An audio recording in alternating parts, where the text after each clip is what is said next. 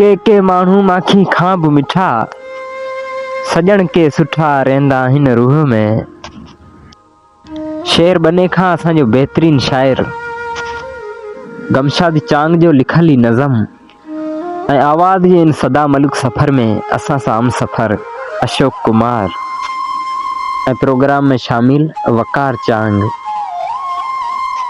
बा अशोक कुमार यादगिरियुनि जा वर्क वराईंदे लिखे थो, मुंहिंजे मन जा महबूब साईं, तो बिना रात कीं थी गुज़रे, ॾींहुं कीं थो गुज़रे, इहो तोखे कहिड़ो पतो।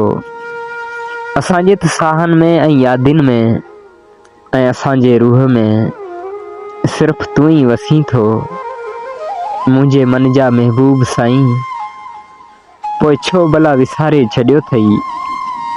ही शाइर गमशाद चांग जेको हर पल तोखे सारे थो, लुढ़क हारे थो।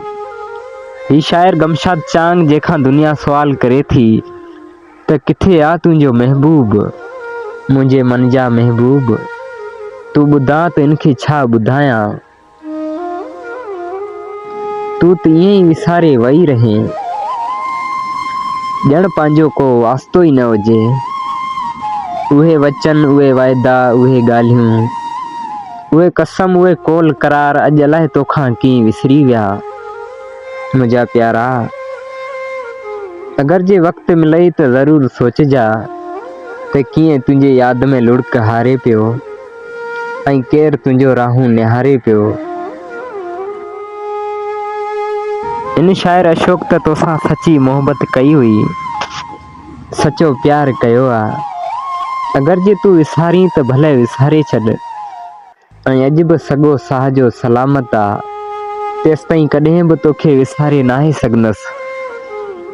हा, कॾहिं बि तोखे विसारे कोन सघंदसि।